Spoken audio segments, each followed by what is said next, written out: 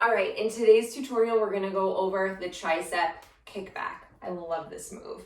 One of my favorite tricep finishers.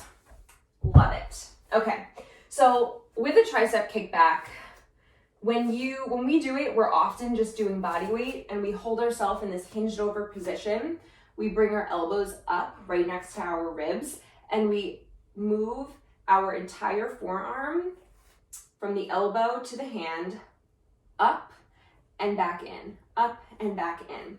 So if this form, first and foremost, is a little cockamamie, it's gonna make the whole exercise thrown off. So like for instance, if your back is rounded, if your elbows are out here, if you find that it's uncomfortable to hold this position, sometimes we're moving our elbows or our whole arms, sometimes we're moving our arms back too high. So again, if it's hard to hold yourself up in this position, take it to a chair or some sort of bench, and you can do it one arm at a time. So here I have the support of my hand on my chair.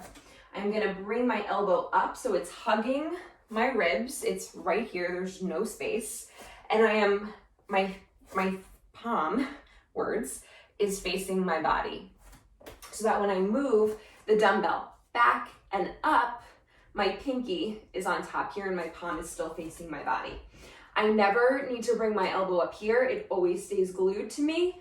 And I just bring the weight up and back like this. I'm more focused about bringing the weight here to here than I am about like bringing it forward. I just want to keep the weight in control. So I am moving the weight up and back, up and back. So I'm thinking, can I get the bottom of this weight to face the ceiling when I do this? So my last position is here. My arm is straight. It is still no higher than my back. And right here, my tricep is engaged. Another great way, if this is a hard muscle to contract, put your hand right on the back of your arm. So when you're doing the exercise, you can feel that muscle contracting, and then you can hold it.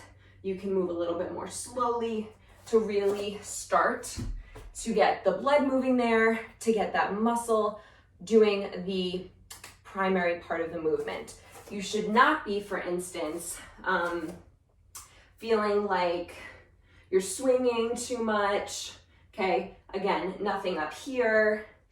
The shoulder, best bet is to be rolled back and down. So if your shoulder is very forward, or if your posture is very like shoulders rolled forward, and you try and do this, the tricep will engage, but not as well as if you work on getting that shoulder blade back and down, keeping it there, and then hitting your tricep work. That goes for any position for tricep kickback. So sometimes we do this with bands and we'll hit the position. If the band is here, you're gonna not need to be as low.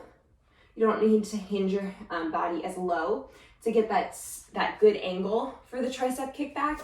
If the band was down here, I would need to hinge my body lower to get the right angle. Otherwise, the tricep just won't be working throughout the entire movement. But it's the same thing. My elbows stay glued to my sides.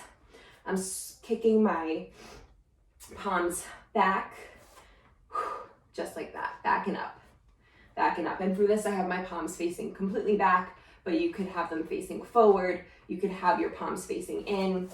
It's actually just differentiates the angle that the tricep will be worked. Same thing with the dumbbell. I could technically flip my palm to face the ceiling if I wanted to.